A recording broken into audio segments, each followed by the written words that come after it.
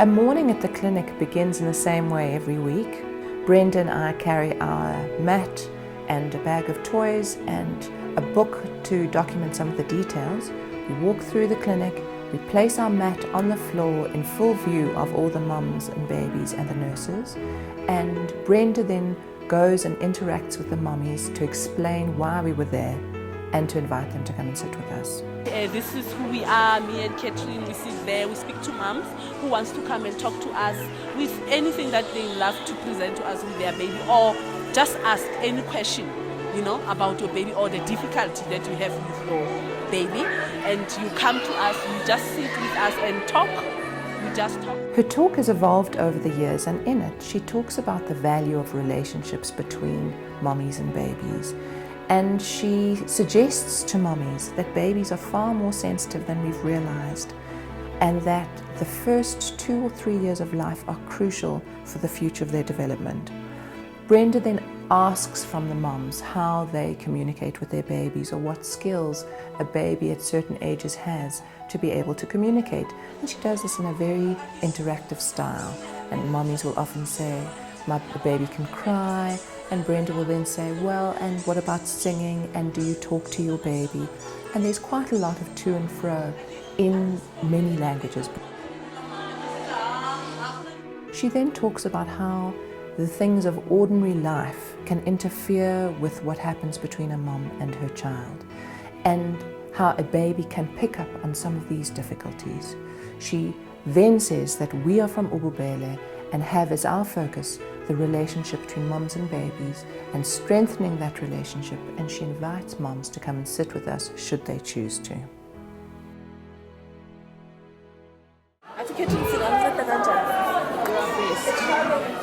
Happy came to the mat with her 2-month-old little boy, and he began telling us a very difficult and sad story about her little boy's arrival in the world. He was born premature and was one of twins. He was born at 7 months gestation, and the 2 little boys were put into neonatal ICU at Edenvale Hospital. She then told us that one of the little boys had died. Brenda and I empathized with her loss, and it felt important to be able to mark the passing of her child, knowing that for a mother this is a terrible thing to have to deal with, and I didn't want to pass over it very quickly. I felt like it was needed that we name the little boy that she had lost and really acknowledge her feelings. Happy then told us that the reason why she wanted to speak with us was that she had heard that twins pose a kind of health risk, that they are not ordinary in a sense, and she wanted to know what we knew about that. Because people speak many things, some they've got twins, they say, I don't know, some if you've got twins, the other one passed away, the other one is going to be weak. I don't know how, so I want to know if maybe you know that or you don't know that. Because I don't know nothing about the twins really, but I didn't see anything yet. I felt that this was something that we needed to talk about a little bit towards the end, and I asked permission to be able to ask Happy a little bit more about her life, what other children she had, how she had experienced the pregnancy, get a sense of who she was in her world. And we slowly got some of this information through her speaking to Brenda in Zulu and Brenda translating to me when she felt that it was appropriate to break from Happy. While Brenda was talking to Happy, I was able to engage a little bit with her little boy, Umdlezane. It's interesting that I even make that slip, because the twin that she lost was called Umdlezane, and the little boy that was left was called Umdlezane. And I spoke to him. He was sleepy but still awake. And I spoke to him a little bit about the difficulties that his mom was having and how she'd had such a hard time in the time since he'd been born. And I spoke to him about his experience of losing his brother. Interestingly, Happy perked up and drew her attention to me at that point. And Brenda and I spoke to her a little bit about what she thought Umdlezane's experience of losing his brother was. And she wasn't really able to acknowledge that he felt much. And we challenged that by talking about Umdlezane's experience of being in utero with his baby brother, and that towards the end it must have been quite compacted within her belly, and that in his body he probably has a sense of him, and that perhaps he is also mourning the loss of someone that he had known since he had any capacity to know. I think this resonated with her because she was able to look to him and make some contact with him. She made some gentle acknowledgements of him and his experience, and she was quite emotional. Happy started speaking about some of the rituals that she felt needed to be followed in burying her dead twin. Some of them sounded quite curious to me and Brenda.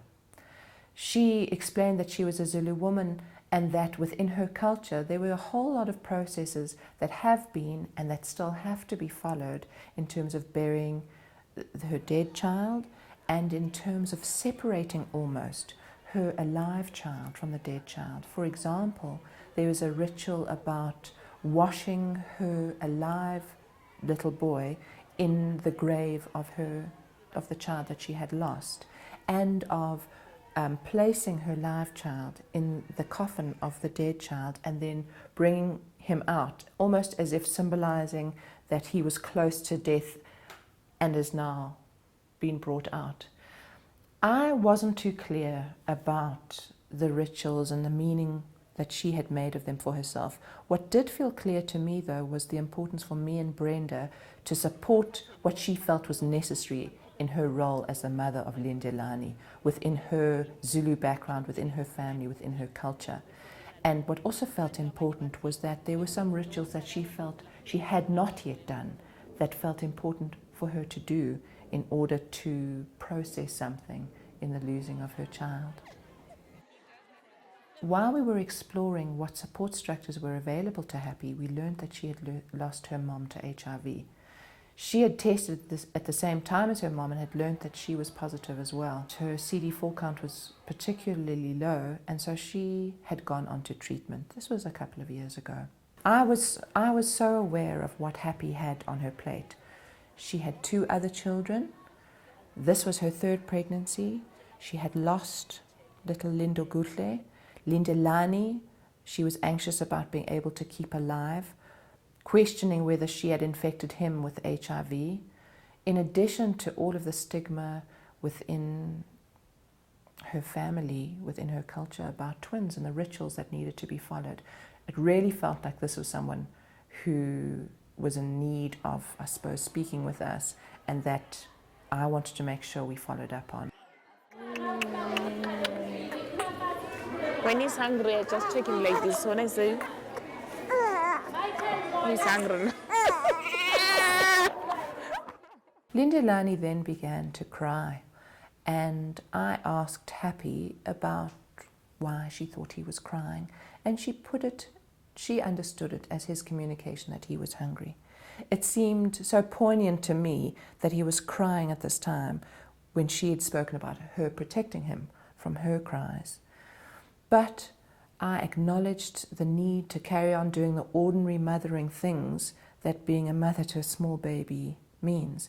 And she said that she was going to go back to her chair to feed her baby. We then agreed that she'd come back and sit on the mat once she had fed her baby. And so our baby mat session was kind of prematurely ended. We were able to take down her details, and Brenda made telephonic phone follow-up the following week, and we've invited her to come and sit with us when she brings Umdlezane for his next checkup. If I think back on that particular baby mat session, it seemed to highlight several important things. One, that Brenda and I are a couple working on the mat. Not only does she translate for me, but we represent 2 thinking minds working together, and as Brenda is engaging with the mom, I'm then freed up to engage with the baby as a patient in his right, as he's also my patient. Brenda is then able to quite organically interpret for me when I feel the necessity to understand something of what she and the mom have been talking about. And she can then translate for me something that I feel is important to be clarified. Within this session, I think that we were able to acknowledge Umdlezane as a person, possibly his own grief process that needed to be acknowledged. I think we were able to acknowledge the child that Happy had lost. I think we were able to invite her to access services in the future, since things were going to probably be challenging for her from that point. And I think we supported her ordinary attempts at mothering this particular child within her cultural group.